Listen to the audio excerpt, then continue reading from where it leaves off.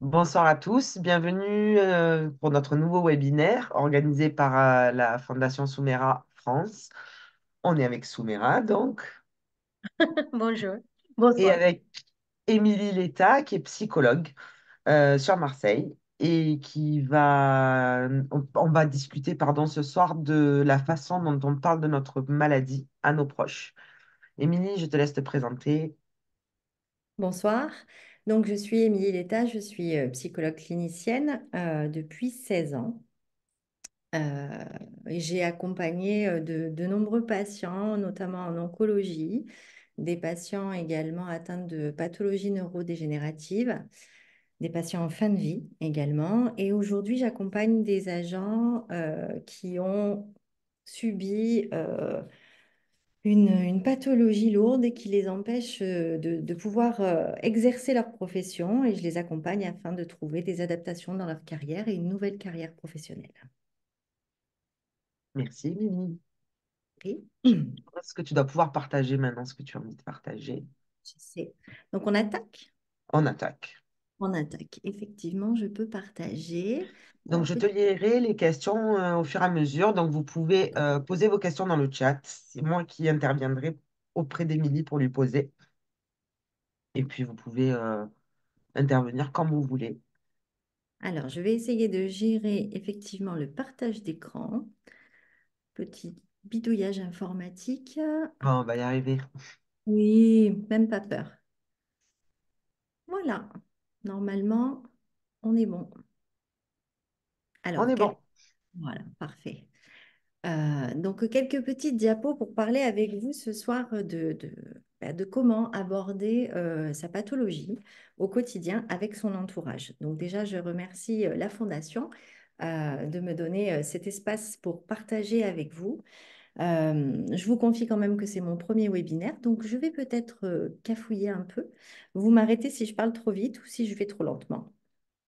Je remercie également Bérangère de me donner cette opportunité. Alors, parler de sa maladie, bah, c'est déjà pourquoi, quand, avec qui et comment. Vous avez reçu un diagnostic de maladie chronique, euh, souvent après une errance diagnostique, ou parfois très soudainement, très violemment même, je dirais. Vous avez été submergé d'émotions, de tout type d'émotions.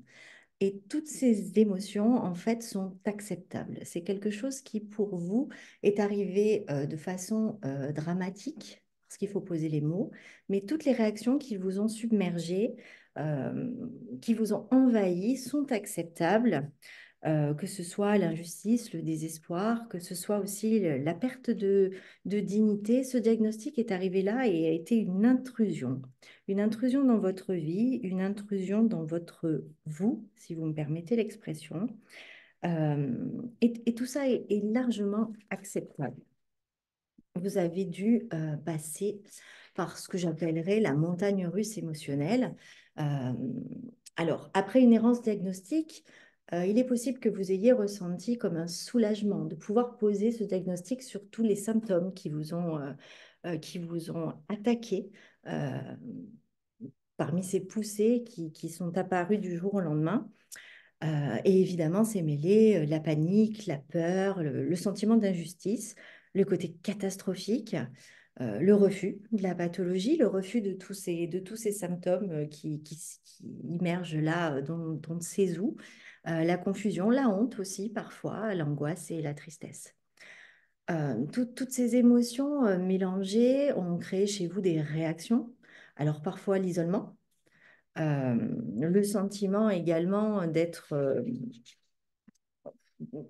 d'avoir une perte dans votre intimité, d'être diminué, d'être affecté, et puis du coup affecté dans votre identité profonde. Cette pathologie chronique crée une atteinte dans votre personnalité. Vous devez vous donner la permission de vivre toutes ces émotions acceptables. Et c'est important. Cette maladie, en fait, va être là au quotidien. Alors, au quotidien par vos symptômes physiques, par ces poussées, par les adaptations également médicales, ces aides médicales que vous avez au quotidien. euh, Parfois une adaptation par une béquille ou par un fauteuil. Tout ça se met dans votre quotidien et échange un petit peu, et même beaucoup, vos habitudes. Et puis vous avez ces rendez-vous médicaux qui se planifient et que vous n'aviez pas prévus. Votre corps change et toutes vos habitudes sont à revoir. S'ajoute à ça des symptômes psychiques de perte de contrôle. En fait, il vous arrive des choses que vous n'aviez pas prévues et que vous ne savez pas gérer. L'imprévisible, la poussée qui n'était pas prévue, apprendre à gérer cet imprévisible, c'est de la nouveauté. Pas de la nouveauté positive, mais de la nouveauté. Et puis, vous êtes affecté finalement dans votre ego, dans celle que vous étiez, euh, celle que vous êtes et beaucoup de questions et de la peur de ne pas savoir qui vous allez devenir. Tous les projets sont remis en question et pour ça, vous allez devoir faire des deuils. Alors, je les ai appelés les deuils partiels parce que pour moi, il est important d'entendre que vous êtes toujours celle que vous étiez. Vous allez devoir effectivement faire le deuil de projets imaginés. Euh, Vous allez passer par le choc, le déni, la colère, toutes ces émotions, la peur, la tristesse. Et puis, vous allez devoir faire le deuil de votre indépendance, comme vous l'aviez projeté, parce que vous allez rester indépendante tout de même dans certains domaines de votre vie. Vous avez le deuil également de vos capacités physiques qui changent, mais vous allez avoir des aides matérielles pour y pallier au fur et à mesure. Et puis, vous allez devoir faire quelque part le deuil d'une partie de vous-même, celle que vous définissiez comme normale. Rassurez-vous, sur bien des aspects, vous êtes sans aucun doute bien plus normal que la plupart des gens. Euh, Tout cela va vous permettre d'accepter à un moment donné ce qui se passe chez vous, tous ces changements, et puis petit à petit, une quête de sens et une quête de renouveau va prendre le dessus. Dans tout ça, je vous parle essentiellement de votre identité. Alors, votre identité, c'est quoi? Euh, Votre identité, elle se construit à travers le temps, à travers tout ce que vous êtes. Si je vous demande aujourd'hui qui vous êtes, vous allez me dire eh bien, votre prénom, votre âge. Moi, je suis Émilie, je suis une femme, je suis blonde ou brune, ça dépend des jours. J'ai des passions, j'aime le dessin, j'aime la couture, j'aime l'escalade. Je travaille, alors je suis psychologue, je suis divorcée, je suis mariée, je suis célibataire, j'ai des projets. euh, je ne suis pas qu'une seule chose, je suis tout plein de petites bulles et c'est toutes ces petites bulles, la somme de ces petites bulles qui vont vous définir. La NMO, quand elle va arriver violemment dans votre vie, elle va altérer certaines de vos petites bulles. Et j'en reviens au deuil partiel dont on parlait tout à l'heure. Effectivement, certaines de vos petites bulles vont être altérées, euh, pas toutes, absolument pas toutes. Certaines vont disparaître et d'autres vont se créer également. Vous ne vous perdez pas totalement. Vous devez une fois que vous avez fait en partie le deuil de ces petites bulles et que vous avez réalisé que d'autres vont se créer, euh, vous allez être dans l'acceptation petit à petit euh, de ce qui a disparu et également de ce qui va arriver. Et dans toutes ces petites bulles, il y a également la bulle de l'entourage. Je suis l'amie de quelqu'un, je suis la femme de quelqu'un, je suis la mère de quelqu'un. Et Et cet entourage, en fait, il fait partie de vous et donc il est impacté par votre pathologie. Il l'est nécessairement. Alors, qui est votre entourage? C'est votre conjoint, ce sont vos enfants, vos parents, vos frères et sœurs, vos amis, vos collègues de travail. Et s'ajoute à ça, voilà, déjà la petite bulle qui ajoute d'autres petites bulles. Ce sont les soignants, ce sont les spécialistes, ce sont les bénévoles, c'est la fondation, et puis ce sont vos pairs. tout cet entourage-là, vous ne l'aviez pas auparavant. Il s'ajoute à tous les gens qui étaient autour de vous. Évidemment, le plus dangereux de tous, je dirais que c'est la petite bulle entourage Internet, source intarissable d'innombrables fake news, si je peux me permettre, mais également de super webinaires, évidemment. Oui, quand même. Ah oui, quand même. Important de Hein. On va préciser. ajouter que sur Internet, on a des ressources, mais attention, regardez un esprit critique. Euh, alors évidemment, face à tout cet entourage, vous pouvez ne pas en parler. Vous pouvez rester dans le silence. Vous avez le droit, encore une fois, ça fait partie des émotions et des réactions qui sont acceptables. Alors pourquoi on n'en parlerait pas? On n'en parle pas parce que on peut avoir peur de la réaction des autres, on peut avoir peur de leur faire du mal aussi, peur de les effrayer, peur de leur imposer en fait votre pathologie, votre maladie, vos symptômes. Peur de lire dans leurs yeux aussi leur pitié et puis de ne plus assurer votre rôle. Parce que là, on parle de vous et de votre entourage, mais c'est une relation qui ne va pas que dans un sens. Et puis, comme je vous disais, vous êtes l'ami de quelqu'un. Alors évidemment, certains ne vont pas comprendre. Vous allez avoir des réactions surprenantes. Euh, Certains vont vous regarder avec pitié, c'est sûr. Je ne pense pas que vous puissiez me contrarier là-dessus. Certains avec incompréhension, et puis certains vont aussi se plaindre de leurs petits problèmes de santé, hein. Il n'y a pas que vous qui êtes malade. Puis vous allez avoir celle qui finalement va trouver une autre copine pour aller faire ce que vous aviez l'habitude de faire et que vous ne pouvez plus faire. Certains vont même se nourrir en fait de cette épreuve. Ils vont retirer un bénéfice secondaire à vous accompagner dans ce qui vous arrive.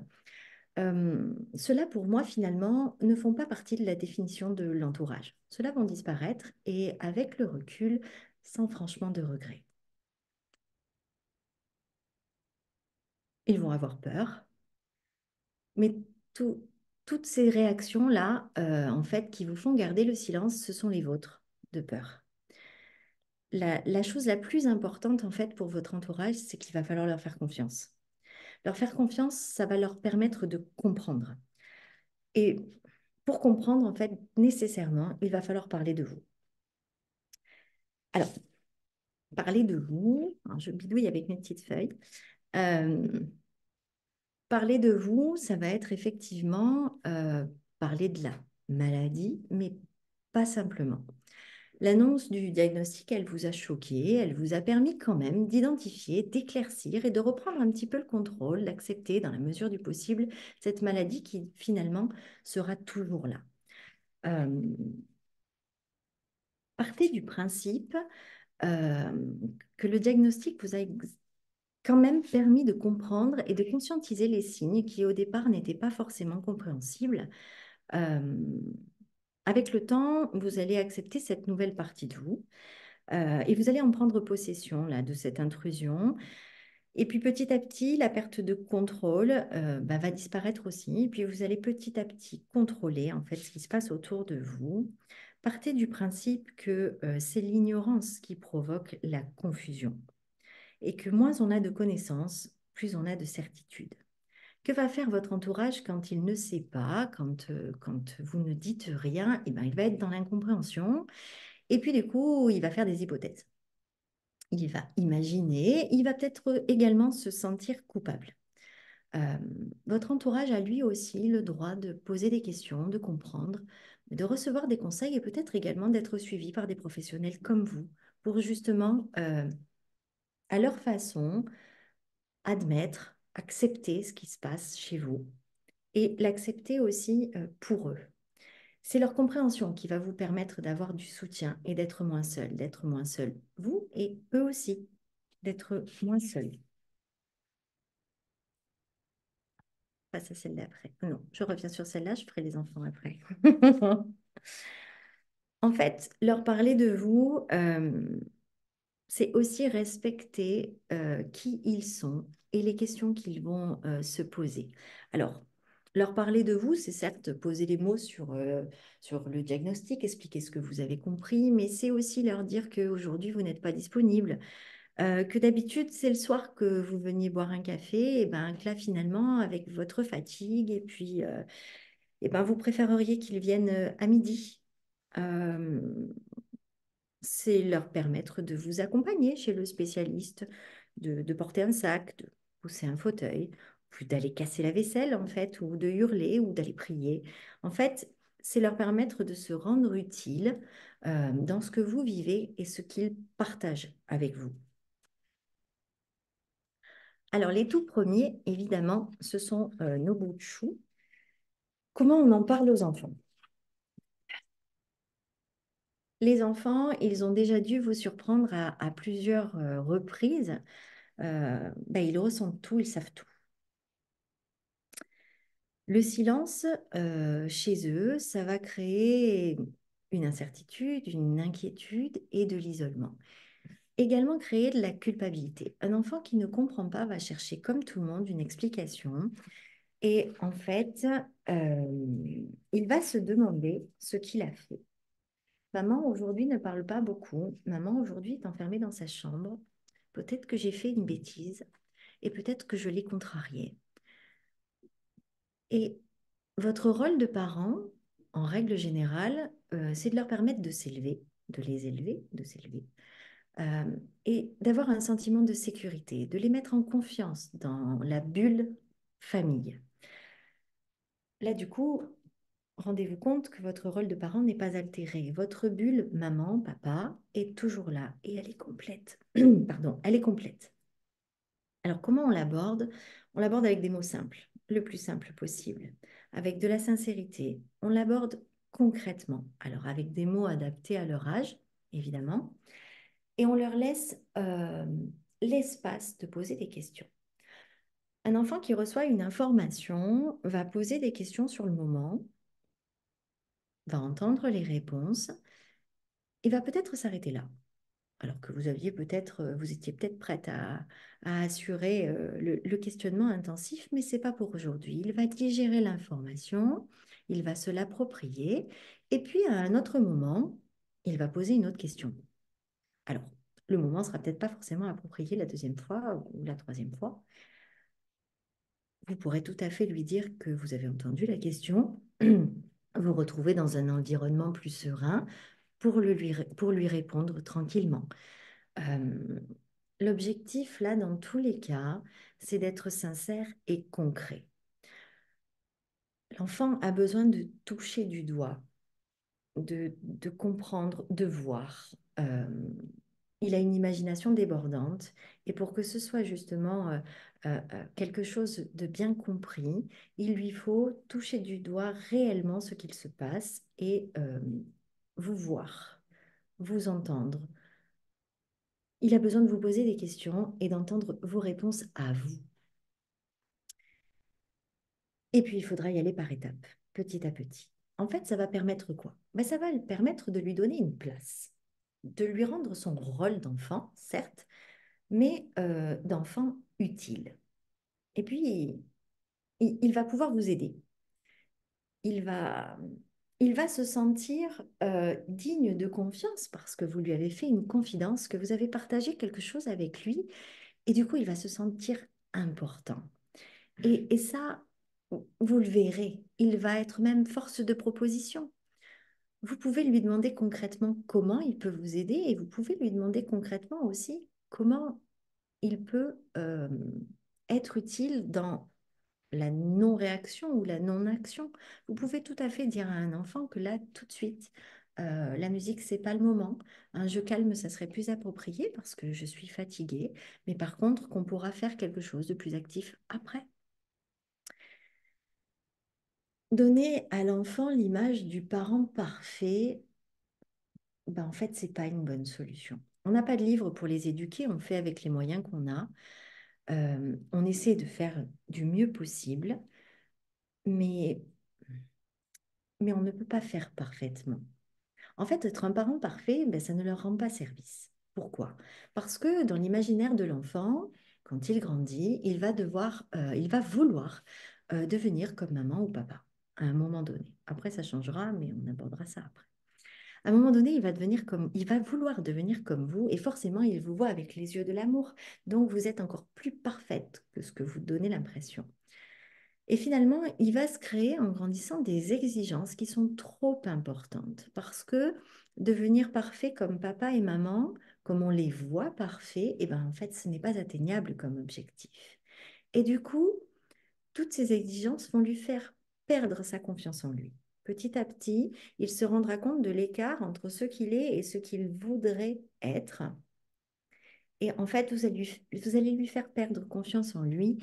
Et ça, c'est pas votre rôle. Bien au contraire. Le parent que vous êtes à part entière, et j'y tiens, doit leur permettre de s'élever et de leur donner la réalité. Alors bien sûr qu'on va les protéger, bien sûr qu'on va les éloigner de ce monde bien violent qui est dehors le plus longtemps possible, mais il leur faut du réel, du concret, et ça c'est votre rôle à part entière. Et puis du coup, ils vont avoir une satisfaction grandissante à aider papa ou maman, je pense qu'on va rester sur maman, aider maman le plus souvent possible, alors avec des toutes petites choses, effectivement, et selon l'âge, ils peuvent vous aider à débarrasser la table. Selon l'âge, ils peuvent aussi vous aider simplement avec un câlin. Vous pouvez tout à fait leur demander le câlin. Vous pouvez leur demander, je ne sais pas, un petit dessin. Est-ce que tu pourrais me faire un dessin avec un petit cœur ou ta signature ou ton prénom selon comment tu l'écris ou un petit mot d'amour que je mettrai dans mon sac avant d'aller voir le spécialiste, d'aller voir le médecin. Comme ça, je ne serai pas toute seule, un peu comme quand tu as ton doudou. Et du coup, je me sentirai mieux, je serai accompagnée. Et quand je rentre, je te raconte. Quand je rentre, je te dirai comment je me sens et je te dirai ce qu'on va faire ensemble. C'est le plus important. Ne vous leurrez pas sur le fait que vous pouvez leur cacher des choses. À part le Père Noël, il n'y a pas grand-chose qu'on peut leur faire croire. Pour ce qui est des ados, en global, on est un petit peu dans le même schéma, dans le concret, dans le vrai, dans l'authentique et dans le partage. Le plus difficile chez l'adolescent, c'est que finalement, il est déjà en conflit avec lui-même. Il se passe beaucoup de choses dans sa tête, dans son corps, beaucoup de changements. Il est en adaptation, lui aussi, avec ce qui se passe. Et pour autant, il va avoir des ressentis aussi. Il va comprendre qu'il y a quelque chose qui ne va pas, mais il va avoir tendance peut-être à le garder un peu plus pour lui ou à réagir avec plus de colère ou encore plus d'injustice que lui offre sa crise d'adolescence. Il va avoir besoin de garder le contrôle. Votre plus gros travail, ce sera d'accepter ces réactions, en fait, qui vont être peut-être incompréhensibles pour vous ou difficiles à gérer. Il faudra le laisser lui aussi s'exprimer. Euh, l'en- L'adolescent, par rapport à l'enfant, a déjà une projection sur le futur et une projection de la mort. Et c'est là-dessus qu'il faudra verbaliser le plus possible. Alors oui, ça peut un petit peu amplifier leur crise d'adolescence qu'ils auraient pu faire normalement. Votre rôle de parent, finalement, dans la communication avec eux, ce sera d'être attentif. Attentif pour les suivre. Attentif parce que des troubles du comportement pourront s'ajouter euh, à ce qu'il existe déjà. Et c'est la façon brutale dont ça va s'ajouter, en fait, qui devra vous alerter. Et évidemment, alerter sur Internet, alors pas sur le temps des écrans, parce que ça, du coup, on n'a pas vraiment de moyenne à donner, mais sur Internet, sur les réseaux, sur les informations qu'ils peuvent échanger et sur ce qu'ils vont aller chercher. Donc là-dessus, il faudra les accompagner, les rassurer et leur faire comprendre que vous avez besoin d'eux. Pour avoir regardé quelques vidéos sur Internet, ce vilain Internet, euh, de témoignages de jeunes filles, en l'occurrence, effectivement, il y a eu une grosse période de colère chez eux. Pour autant, cela a fait naître, chez certaines d'entre elles en tout cas, euh, une qualité exceptionnelle qui est l'empathie. Euh, ces jeunes filles que j'ai pu écouter attentivement ont parlé d'éléments qu'elles ne voyaient pas jusque-là et qu'elles ont appris à reconnaître. Et, et c'est l'empathie qui est née finalement des échanges et de la verbalisation de ce qui se passe en vous parce qu'elles ont vu le handicap chez les autres et qu'elles y ont porté attention et qu'elles sont devenues plus contenantes, plus compréhensives, euh, peut-être même avec des idées de donner à l'autre. Euh, et pour certaines, du coup, ben, la crise d'adolescence s'est passée bien plus calmement que ce qu'on pouvait imaginer. Ben, ça les a fait grandir, en fait, beaucoup. Après les enfants, et on en reparlera après si vous avez des questions, évidemment, il y a les amis. Alors, les amis, pour moi, ce sont vos meilleurs alliés dans le sens où les vrais, et je vais insister sur les vrais que vous devrez apprendre à choisir, euh, vont être des ressources insoupçonnées. Donc déjà, vous pourrez leur parler, mais vous leur parlerez quand vous serez prêt, prête. Vous pourrez leur dire ce que vous voulez, à qui vous voulez. Vous pouvez avoir des discours différents en fonction de celles qui seront présentes, celles ou ceux qui seront présentes. Vous allez faire le choix de vos confidences, en fait. Je reste sur l'idée qu'il vous faut rester simple, authentique, vrai, et leur dire ce que vous attendez d'eux. Alors, c'est important de les identifier euh, et de leur dire ce que vous attendez d'eux surtout.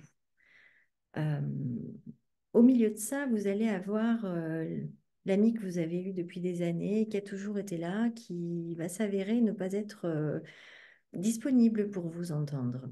Vous allez avoir celle que vous n'aviez pas prévue, qui était juste une copine que vous avez cru croiser une fois ou deux, qui va s'avérer plus attentive que ce que vous avez prévu. Vous avez le droit d'être spontané aussi et de vous confier à celui qui va vous faire dire un sentiment que c'est le moment et qu'elle était là au bon moment. En fait, il vous faut un ami qui vous offre un espace d'écoute, qui ne vous écoute pas pour répondre, pour vous conseiller, mais juste qui vous écoute. Alors, vous allez en perdre. Ça, je l'ai déjà rapidement dit.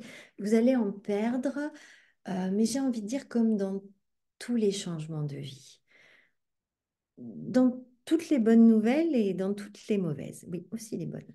Euh, Vous allez en perdre parce qu'elles sont pas prêtes, parce qu'elles n'ont pas envie, parce que les changements, ça les effraie aussi, et parce qu'elles n'ont pas la force, et parce que finalement, c'était pas des amis avec un grand A. Et puis, vous allez en gagner. Vous allez en croiser une un jour dans une association de parents d'élèves qui est vachement sympa, donc qui est un peu farfelu, et avec qui vous allez partager des trucs un peu insoupçonnés, puis vous allez partir en congrès, euh, vous allez vous moquer des mêmes personnes, et puis C'est pas bien finalement, ce que tu fais. je suis un peu obligée, euh, vous allez vous moquer des mêmes personnes, vous allez partager des soirées à paillettes, puis vous allez passer le week-end chez elle. Et puis au final, c'est elle qui va vous remonter le moral quand vous avez un peu la pression lors de votre premier webinaire. Ce que je veux vous dire là-dedans, c'est qu'en fait, ces amitiés-là, elles sont réciproques. Vous n'allez pas vous perdre non plus parce que quand vous allez avoir besoin de parler, elles seront là. Mais quand elles auront besoin de parler, vous le saurez aussi. Et vous serez toujours là pour elle. Encore une fois, c'est votre petite bulle amie qui reste complète, qui n'est pas altérée. Votre identité là d'amie, elle est autant conservée avec les bons et avec les nouveaux. D'accord? Euh, je te vois pas, du coup c'est perturbant, mais je pense que tu souris, Bérangère. Donc vous allez en gagner et vous allez en gagner des vrais. Et puis finalement sur le long terme. Alors, merci. Celles-ci, elles vont effectivement vous donner un coup de main quand il faut monter la marche, j'en sais rien, vous donner un coup de main. Et puis finalement, puisque de ce que j'ai saisi, vous allez perdre un peu de sensibilité visuelle, et puis vous allez gagner. en sensibilité tactile, et ben, c'est celle-là qui va vous accompagner à un cours de poterie pour essayer. Puis c'est celle-là qui va se marrer en fait quand vous allez vous moquer de vos propres symptômes. C'est celle-là qui sera là en fait. Et à celle-là, vous pourrez tout lui dire. Elle répondra peut-être rien, mais elle sera présente. Et puis j'ai gardé le meilleur pour la fin, le conjoint, le mari. Il est immanquablement présent dans chaque étape. On ne peut pas lui cacher grand-chose. Il est là dès l'apparition des symptômes, il est là dans l'incompréhension, il est là dans les rendez-vous chez le spécialiste, enfin on ose l'espérer. Il est là à l'annonce du diagnostic et il est là dans l'intimité. Ce mari, cet homme, je ne sais pas s'il y en a dans l'assemblée, mais on va faire comme s'il n'y en avait pas. Il y en a quelques-uns. Cet homme, dans l'inconscient collectif, il est la force, il est le pilier, il est le soutien, il est celui qui est sans faille. Il n'est pas vulnérable. Et ça, même si on évolue sur l'image de l'homme et de la femme dans la collectivité, j'ai envie de dire, ça reste. C'est comme ça qu'ils sont élevés et c'est ce qu'ils doivent être. C'est leur définition d'eux-mêmes. Alors du coup, j'ai essayé d'identifier un petit peu le type de compagnon. Euh, on va avoir le compagnon accompagnant, celui qui est présent, celui qui est même surprotecteur, celui qui comprend, celui qui écoute, celui qui va vous emmener partout, celui qui va être là tout le temps. Il va être presque un peu infantilisant parfois. Celui-ci, il doit comprendre ce qui se passe, il doit se rendre utile, il doit satisfaire aux attentes, il doit satisfaire à son rôle. Vous allez pouvoir compter sur lui, vous allez pouvoir lui parler. Il aura peut-être lui aussi besoin de vous parce que lui, il va être quelque peu vulnérable et uniquement avec vous ou uniquement avec quelqu'un qui l'aura près de vous pour ne pas vous affecter non plus de sa vulnérabilité. Vous pourrez lui dire quand il est un peu trop surprotecteur parce que vous êtes femme et vous le restez. Et il sera empathique, il sera bienveillant, il voudra bien faire et celui-là va rester. Il y aura celui qui va être plus sur le soutien pratico-pratique, je dirais. Celui-là, au niveau émotionnel, il ne sera pas forcément dans l'écoute et dans l'empathie, il sera plutôt dans le déni parce que tout ça est ingérable. Il va être même un peu agressif pour vous bouger. Là, allez, tu peux le faire, je t'ai tout porté. Par contre, il sera d'un soutien pratique incommensurable. Il va vous emmener partout, il va vous aménager l'appart, il va vous trouver tous les moyens possibles, imaginables qu'il peut construire pour vous améliorer la vie. Il va se rendre utile, mais il sera un peu distant. Il risque d'être distant. Et c'est là que les copines prennent le relais. Et puis, malheureusement, il y a celui qui ne pourra pas, celui qui va prendre la fuite, celui qui n'y arrive pas, celui qui n'affronte pas. Celui-ci, il n'affronte pas sa propre vulnérabilité. C'est pas votre pathologie qui va le faire fuir, ce n'est pas vous qui allez le faire fuir, c'est lui qui n'est pas en capacité d'assumer euh, ses faiblesses. Il est incapable de gérer, il est terrorisé par sa vulnérabilité, il ne surmontera pas ses peurs.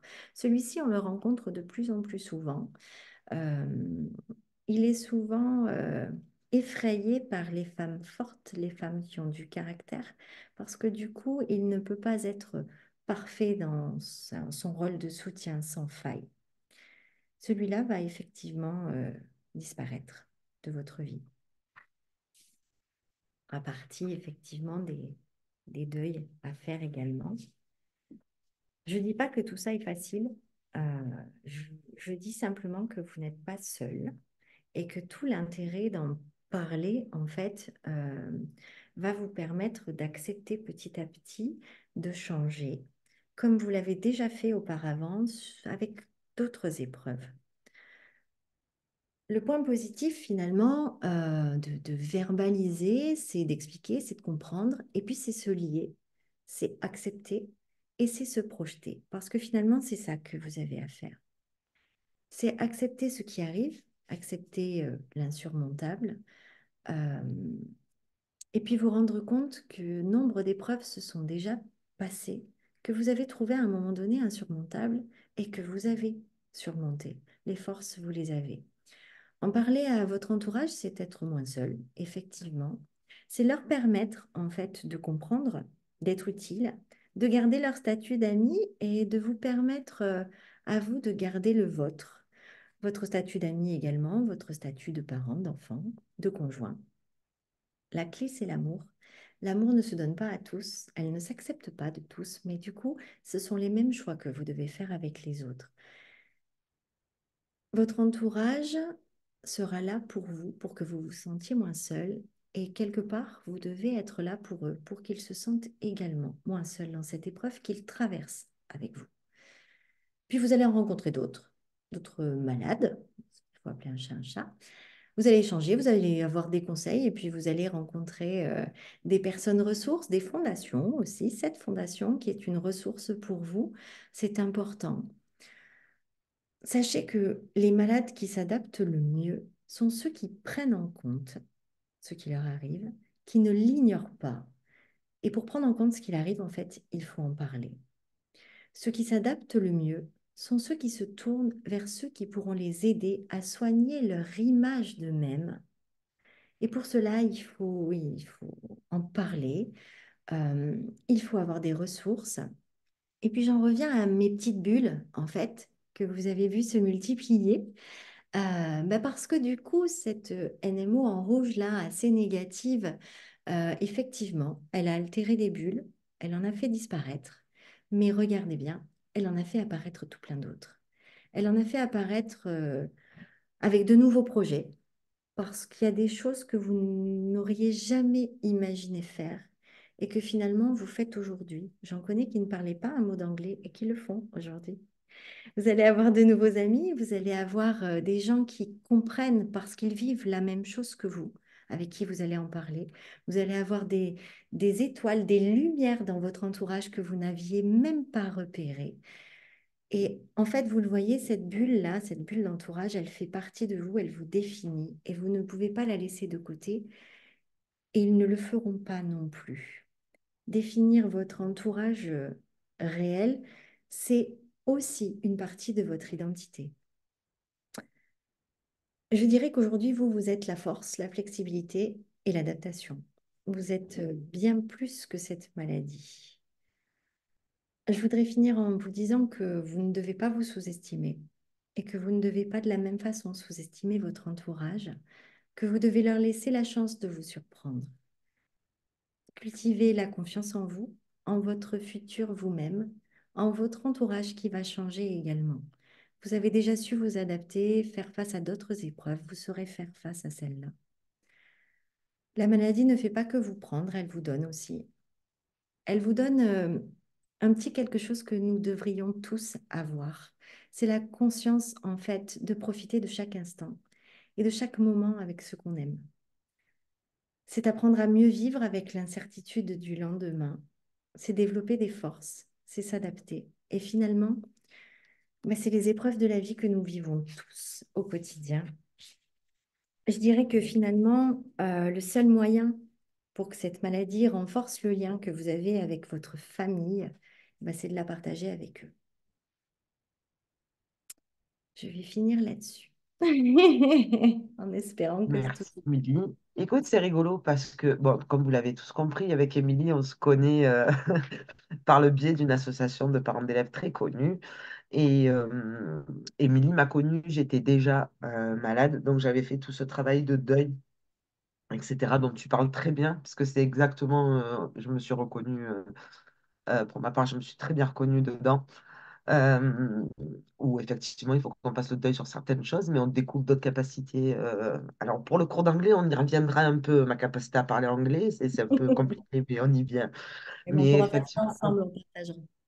oh, ouais, c'est ça, on développe des ressources, on développe d'autres ressources, et ce qu'on pensait, quand je suis tombée malade, je me suis dit, ça y est, c'est fini, ma vie elle est finie, enfin pas ma vie elle est finie, mais les projets pro, ça va être compliqué, etc. Et en fait, non, il y a d'autres choses qui s'ouvrent. Il me demande de confirmer ma langue, mais bien sûr que je parle français, enfin, tu entends quand même. Alors, c'est vrai que du coup, j'ai pas abordé tout ce côté du travail. Euh, Le alors, côté du travail, etc., ouais. Mais on pourra en parler lors d'un prochain webinaire. mais oui, Mais parce que c'est en important. parler aux enfants, je me rends compte que, ben, en discutant, en t'entendant, en fait, je me rends compte que moi, j'ai fait des erreurs pour en parler à mes enfants, en fait. Parce que j'ai pas voulu cacher, j'ai rien caché à mes enfants, mais je leur ai pas donné, je pense que je leur ai pas donné l'occasion de leur dire, et toi, t'en penses quoi, en fait? Qu'est-ce qui se passe dans ta tête quand je te parle de ça? Mais parce que moi, j'étais pas apte à ce moment-là Alors, à effectivement, entendre, j'étais très mal et pas le moment. j'étais un peu focus sur moi. Donc ça a été compliqué. Mais Après, c'est ouais, on reconnaît bien. mais aujourd'hui, alors on va peut-être enlever ça, à moins que vous continuez de lire, cultiver votre confiance. Euh, ce que j'entends, quand je vous donne là, on va dire, la diapo idéale, effectivement, on n'est pas toujours disponible, c'est peut-être pas toujours le moment. Il y a des choses qu'on va oublier, des choses qu'on ne va pas faire. Euh, et si on ne le fait pas sur le moment, on le fait quand on en est capable. Mais à partir du moment où l'enfant Hum, sait que le dialogue est possible, il le fera aussi quand il sentira que c'est le moment. Il le fera peut-être après, il le fera peut-être autrement. Il le fera par des gestes, il le fera par des conneries, hein, pardon de le dire ainsi, pour se faire remarquer, comme tout enfant et tout ado finalement. Euh, et puis il le fera quand il pourra. On va passer la merveille. Euh, elle parle elle aussi très bien et elle était patente parce qu'elle a vu aussi la fatigue de sa maman eh et oui, elle a su en faire une force pour elle. Finalement, ben oui, c'est ça, être maman. Tu l'as élevée. Et oui, j'entends élevée. alors là, tu n'as pas l'image, mais qu'est-ce qui t'arrive, ma fille? J'ai fait le tâche de grâce, je sais, je fais le pour donner à mamie, je suis désolée. Ok, Avec plaisir. Tu passeras sur YouTube oui, encore. c'est ça, ça va être super. Voilà, elle est en train de me regarder en me disant, oh zut. Donc vas-y, repasse, écoute. Bah, c'est Voilà. aussi, Pardon. c'est aussi ça, vivre au quotidien avec les gens avec qui on partage. Voilà, c'est Et ça. Non, parce que c'est moi derrière, c'est le cirque Pinder en fait, derrière la porte là. bah, là, Voilà, découvrir le reste. voilà. Donc non, après, alors attends, on a une question. Oui, pas encore. Euh, est-ce que tu les vois toi les questions? Alors, je vais regarder. Je crois que j'en vois une partie. Oui, J'adore. J'ai mes enfants adorent la place handicapée. Bah ouais, et jouer avec le fauteuil roulant et passer en premier dans les parcs d'attractions. Tu m'étonnes. C'est le et côté positif pour bien qu'on ait des avantages un peu. Et c'est l'acceptation, en fait. Ah, C'est l'acceptation également, alors pour eux, du handicap, mais c'est l'acceptation aussi du regard de l'autre. Parce ouais. que ça leur pose pas de souci, en fait, de passer devant. Ça leur pose moins de soucis à eux qu'à nous en réalité. La première fois qu'on se gare sur une place handicapée, que les gens nous regardent, l'air de dire t'as pas l'air handicapé. Et en fait, eux, ils descendent, ils sont très spontanés, ils savent que maman elle est fatiguée ou papa il est fatigué. Et en fait, eux, ça leur semble normal d'emblée en fait. Alors, Comparé à nous, on se sent toujours obligé de se justifier. mais combien de fois, je suis maman aussi et du coup je peux partager, on va dire, sous une autre casquette. Dans certaines épreuves, j'ai essayé, comme toute maman, d'enjoliver le truc avec le côté imaginaire. Et puis alors, en règle générale, c'est souvent où est-ce que va, bon, papy, mamie, quand ils vont mourir, eh ben, ils vont aller au ciel, ils vont être des Mm. étoiles. Et en fait, j'ai vu à plusieurs reprises l'enfant continuer de poser des questions face à ça. Mais qu'est-ce qu'elle raconte, maman, en fait? Et puis, arrivé à un stade où je n'ai plus d'imaginaire, hein, parce que le mien est limité, hein, étant adulte, j'ai prononcé, ben, en fait, il ou elle est mort. Et j'ai vu cette petite bouille, en fait, me dire, ah, d'accord, tu pouvais pas le dire avant. Et en fait, c'est eux la surprise. C'est pour C'est ça que ça. je parlais de spontanéité, d'authenticité et de simplicité, du concret. Petit à petit, ils vont poser des questions différentes finalement. En grandissant, les questions vont être un petit peu plus compliqué, mais vous aurez établi la confiance, vous aurez établi le dialogue et ça va ça va se faire avec le temps. Vous devez accepter les choses eux aussi. Alors, du coup, il y avait... Il y a Anas qui demande, qui explique qu'il n'a pas encore d'enfant, mais à oui. quel âge, est-ce qu'il y a un âge idéal pour annoncer la maladie à nos enfants? Alors, non, je ne crois pas qu'il y ait d'âge idéal, il y a simplement un dialogue à adapter. Un enfant, un tout petit bout de chou, vous n'allez pas lui dire j'ai une MNO, on s'en Hum, fout en fait. Vous allez lui parler des symptômes. Vous allez lui parler de aujourd'hui, je suis fatiguée. Vous allez lui parler de aujourd'hui, euh, c'est pas clair ce que je vois autour de moi. Est-ce que tu peux m'aider à décrire ou est-ce que tu peux m'aider à toucher? Aujourd'hui, j'ai besoin de rester couché un peu plus longtemps que d'habitude. Bah, regardons Netflix. Enfin, vous allez adapter en parlant des choses qu'ils comprennent. Leur parler d'hospitalisation, et ben, c'est un séjour en fait que maman ou papa va faire pour reprendre de l'énergie, pour comprendre mieux ce qui se passe et pour revenir un peu plus en forme. En fait, c'est votre discours qui va s'adapter, mais il n'y a pas d'âge. hum. Comme on parlait de Comment parler... l'évolution de Alors, on la... a Sophie qui demande comment parler de l'évolution de la maladie que l'on ne maîtrise pas aux enfants. C'est vrai que c'est une question, c'est vrai que c'est une question qui est Effectivement. récurrente chez les petits, enfin, chez nos enfants. Mais tu vas finir en fauteuil roulant, tu vas finir au fond d'un lit, ben, j'en sais rien. Je sais pas, je peux pas répondre. Effectivement, mais vous ne pouvez pas répondre. Mentir à vos enfants, ce serait la pire chose à faire. Comme le silence. En fait, la seule chose que vous pouvez dire, c'est qu'effectivement, la maladie vous fait changer, que c'est une maladie qui va rester tout au long de votre vie et que des changements, il y en aura encore. Et qu'à chaque changement, vous pourrez petit à petit en parler, les expliquer. Mais que le changement se produit en fait chez eux, chez vous. Des changements, il y en a tous les jours. Le changement, c'est la constance de notre vie en fait. Et du coup, euh, vous pouvez tout à fait leur dire que vous êtes dans l'incertitude. C'est, c'est vous que ça effraie. Mais Mm. l'enfant, ne sachant finalement pas sûr, bah, va être attentif. Et puis, petit à petit, il va grandir avec, en fait. Et puis, il va s'y adapter. On va s'y adapter, ouais. Plus vite que Il- nous. Et oui, sans aucun doute mieux que nous. On a Marie-Claude qui nous dit un bon truc pour savoir expliquer. Pour savoir quoi leur expliquer, c'est selon leur question. Souvent, lorsqu'un enfant pose une question, c'est qu'il est prêt à recevoir la réponse. Exactement, c'est ce que je vous disais tout à l'heure. En fait, quand on se dit, bon, bah, ça y est, on est prêt, on va en parler aux enfants. Allez, chocolat chaud, on se cale, on se dit qu'on en a pour 1 heure, il va me poser plein de questions et en fait, peut-être pas du tout. En fait, vous allez donner quelques informations, vous allez parler de vous et puis l'enfant va vous dire, ah, ok.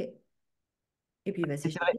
Moi, quand j'en ai parlé quand j'ai eu le diagnostic, j'en ai parlé à ma fille. Je lui ai fait, je l'ai joué à la diane. Je lui ai dit, assieds-toi, faut que je te parle.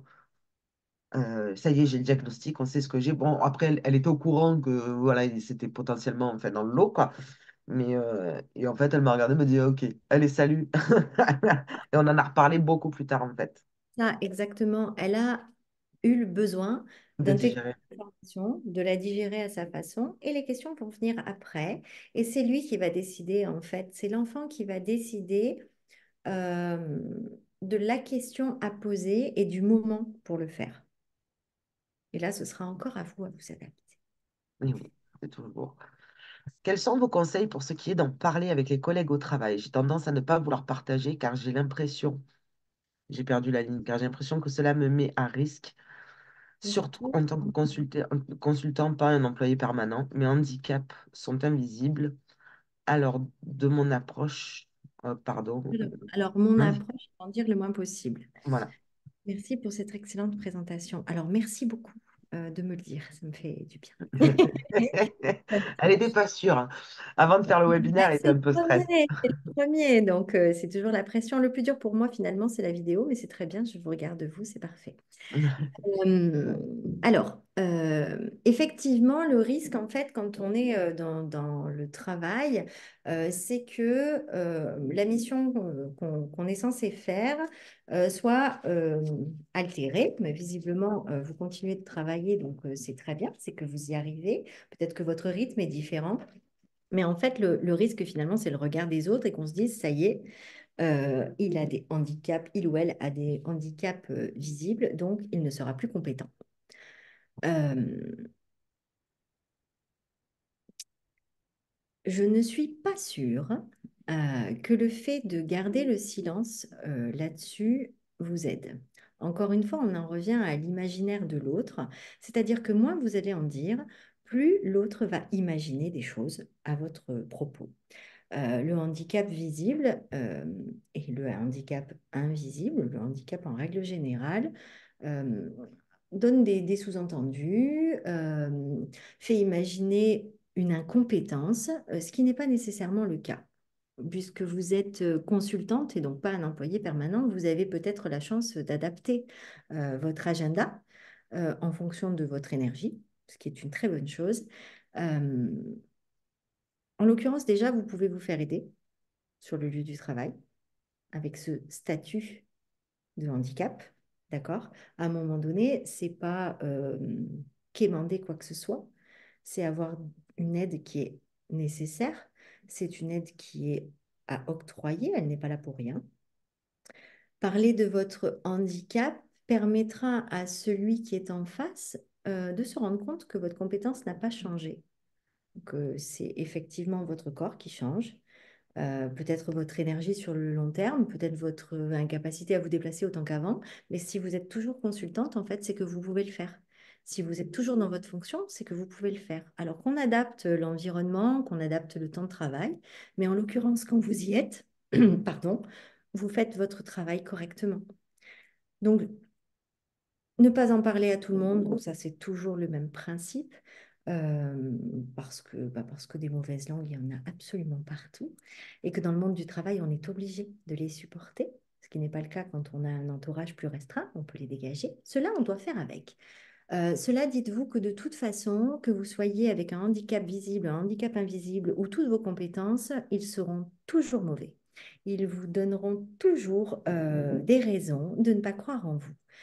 C'est pour la prochaine fois sans doute, votre confiance en vos capacités professionnelles là qu'il va falloir mettre en avant et finalement leur apprendre à le dissocier de votre handicap pour leur montrer que quand vous êtes là, c'est pour travailler et que quelle que soit votre apparence, votre physique, vos difficultés, vous êtes là pour travailler et que si vous êtes toujours là, c'est que vous êtes en capacité de le faire.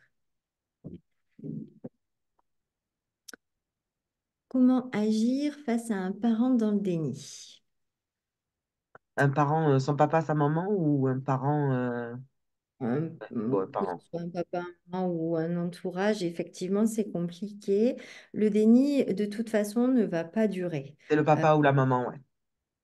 Le parent proche, quoi. Non, enfin, pas ton papa, toi, mais un vrai parent, en fait, celui qui est un au-dessus, parent, un le ascendant. papa et la maman. Voilà, un- c'est ascendant, tout à fait. C'est un sujet très particulier qui est la réaction finalement des parents. Euh, Parce que ils ont un sentiment de culpabilité. Ouais, c'est clair. Voilà, c'est certain. Ils n'y sont absolument pour rien, mais allez comprendre cette espèce de nœud-là, ici, quand on est parent, où tout ce que fait l'enfant et tout ce qu'il ne fait pas, c'est forcément notre faute. On travaillera là-dessus peut-être plus tard, mais le déni, en fait, va juste vous apprendre à vous à gérer le quotidien avec eux comme vous le faisiez et à vous confier auprès d'autres, à voir de l'aide auprès d'autres. En fait, dans le parent en déni, c'est lui qui a besoin d'aide et finalement, il a besoin de vous. Et ouais. Moi, je vois ma mère, quand elle parle de la maladie à la famille, elle prend son téléphone puis elle dit Bérangère, ça va en ce moment, hein. C'est comme si je l'entendais pas alors que j'entends qu'elle. Parce qu'elle est un peu. Ouais, elle est pas à l'aise avec, avec la maladie, quoi. Mais après, Bien sûr. je fais avec, en fait. Ça va. C'est le parent qui n'accepte pas, qui n'a, qui difficilement on peut faire le Mais deuil c'est des difficile traumatismes. parce que moi, je me mets à sa place. Si c'est mon enfant qui était malade, je pèterais les plombs. Enfin, Oui, voilà, c'est évidemment. Évidemment, alors, on pèterait les plombs ou alors du coup, petit à petit, on en ferait une force et on démonterait le monde en fait pour l'aider. C'est ça. Ouais, Parce que du coup, ben, on créerait des trucs improbables. Le parent qui l'accepte pas, en fait, c'est sa propre peur, c'est sa propre défaillance Mm. et il s'inflige finalement une responsabilité qui n'est pas la sienne, mais qu'on ne peut pas lui enlever. Donc C'est pas la finalement, sienne. Ouais. ouais, le parent dans le déni, bah, c'est celui qui va avoir besoin de vous voir comme d'habitude. Bah, c'est celui que vous allez voir quand vous êtes un peu mieux que d'habitude. Et puis, euh, et puis c'est lui qui va falloir aider dans ces moments-là. Et puis dans les moments difficiles, eh ben, Le protéger. un petit peu peut-être, oui, parce que finalement, je vous ai parlé de votre rôle de parent envers les enfants, qui est de les élever, de les protéger, mais finalement, le parent vieillissant, parce que nous sommes adultes aujourd'hui, va lui aussi avoir des fragilités qu'il n'avait pas, va lui aussi avoir des freins qu'il n'avait pas, et va avoir besoin que vous le protégiez comme il l'a fait avec vous auparavant. C'est un juste retour des choses. Et C'est encore ça. une fois, bah, si je peux me permettre, ça rajoute toujours à votre petite bulle. Vous êtes toujours fille et fils. Celle-là, elle est entière. Et oui, il va falloir supporter vos parents. Allez, une dernière question. Attends, non, perdu. À annoncer la maladie dans un Comment peut-on annoncer entretien. dans un entretien, quand si on change de travail? Il y en a qui veulent changer de travail, apparemment. Alors allez-y, changez de travail. Le changement, c'est maintenant. Allez faire Non. ce qui vous plaît parce que justement, il faut qu'on ait la conscience que demain, on ne sait pas ce qui va arriver. Donc faites ce qui vous plaît. Ça, c'était mon petit coup de gueule du soir. Euh, euh, Parfait. non, vous ne l'annoncez pas dans un entretien. Alors si c'est visible, il n'y a pas le choix quelque part. Et je vois que derrière, certains employeurs apprécient d'avoir des employés avec un certain handicap. Ça projette une image socialement inclusive dans leur compagnie. Alors, oui, vous pouvez vous servir de cet argument. Sachez aussi qu'il y a malheureusement ou heureusement, j'en sais rien, ça dépend de quel côté on le prend, des quotas d'employés ayant ce statut de handicap. J'ai envie de dire, bah, profitez-en si c'est une boîte qui vous plaît. Si c'est pour ça qu'ils vous embauchent, cassez-vous. Euh, je ne crois pas qu'on puisse parler de ça à un entretien, pas de la pathologie en elle-même, pas de ce qu'elle provoque, mais de dire qu'effectivement des adaptations sont nécessaires et que vous savez les gérer. Que, encore une fois, quand on vous embauche, c'est pour vos compétences et pas pour le reste. Euh, on parle de discrimination quand il s'agit d'hommes ou de femmes, euh, de délit de faciès. Euh, bah là, c'est pareil. Quand vous êtes embauché parce que la fiche de poste vous plaît bien, parce que vous savez parler de vos motivations et que visiblement, les compétences qui sont associées aux missions, vous les avez. Le handicap, c'est le vôtre. Si l'employeur est en capacité, effectivement, de passer au-delà, je pense qu'il faut le garder. S'il peut vous apporter du plus parce que socialement, ça donne une belle image à son entreprise, c'est lui que ça regarde. Vous, vous n'y allez pas pour ça. Euh, Annoncez vos compétences, faites votre entretien comme n'importe qui parce que vous êtes la petite bulle je travaille. Euh, Ce qui se voit effectivement, bah, il faudra le verbaliser, mais sur le fait que ça n'impactera pas vos compétences, sur le fait que les adaptations, vous les demanderez, sur le fait que aujourd'hui il faut qu'ils sachent que des adaptations, il faudra en faire, mais que ça vaut le coup, parce que un agent comme vous, un travailleur comme vous, un employé comme vous, ben, il n'y en a pas deux. Le meilleur. Le meilleur. Exactement, comme dans n'importe quel entretien. Tu nous as fait un tour de magie, là, il y a 2 minutes. Tu nous as fait le signe de la petite bulle et il y a plein de cœurs qui sont apparus, C'est vrai? Mais où ça? je te jure, sur l'écran. Oh, Regarde. encore? Ah, mais Ouais, oui! Qu'est-ce que c'est que ça? C'est mon Zoom. Ce qui doit faire ça. Oh, oh, mais ça je fait... sais pas. J'adore, ça a été J'ai trouvé, spontané. moi, Ah, ça ça marche y pas est. du tout.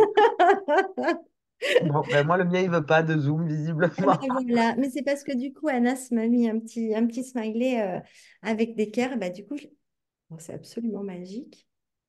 Et voilà. Et je vais me plaindre à ma boss parce que moi, ça le fait pas avec mon compte Zoom, donc je vais aller me plaindre.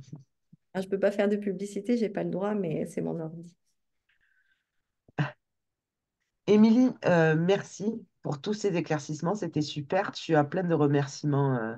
Merci à vous d'avoir passé une heure à m'écouter parler. C'était difficile de parler toute seule, mais je suis contente si ça a pu effectivement vous apporter quelque chose. Tu Merci as à vous. beaucoup de remerciements. Merci beaucoup, Émilie. Très intéressant. Ce n'est pas simple pour nos proches.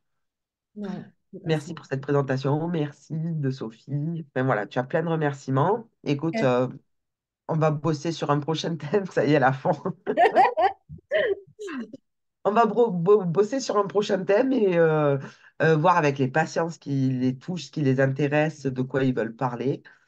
Et D'accord. c'est très bien, vous êtes très apaisante. C'est pour ça que je l'ai choisie. C'est parce que je sais ô combien elle peut être apaisante. Merci beaucoup, merci. Vous voyez, c'est de la réciprocité, je vous remercie. Et je vais te dire, je vais te laisser tranquille pour ce soir, te dire un grand merci de nous avoir donné un peu des clés pour nous aider au quotidien. Merci pour votre Et confiance en tout cas, et puis j'espère à très vite. puis on s'appelle, on aura des choses à se raconter. Absolument. Bonne Ça marche. soirée, passez de bonnes Merci à fêtes. tous, je vous Passez souhaite une très de bonnes bonne fêtes. soirée. Passez un bon boudin, comme on dit à Un Marseille. bon boudin et Et Alain Stéven. Alain Kevin, et le prochain webinaire est annoncé pour le 2 février et traitera du célèbre thème des troubles urinaires que nous adorons, avec le docteur Gaillet et une infirmière qui l'accompagne au quotidien, qui s'appelle Lucie. Voilà, vous savez tout. Je vous rappelle que les webinaires sont rediffusés sur la chaîne YouTube de la Fondation et que vous pouvez toujours nous suivre sur la page Facebook. Il y aura le lien aussi. Et sur Instagram, et sur LinkedIn, et sur tous les réseaux possibles et inimaginables. Chouette. Super. Elle est Merci où beaucoup. la patronne Soumira? Où es-tu? Je promets pas J'aimerais de que Soumira elle faire fasse un un coucou. Oh, merci beaucoup. Hold on, I'm in bed.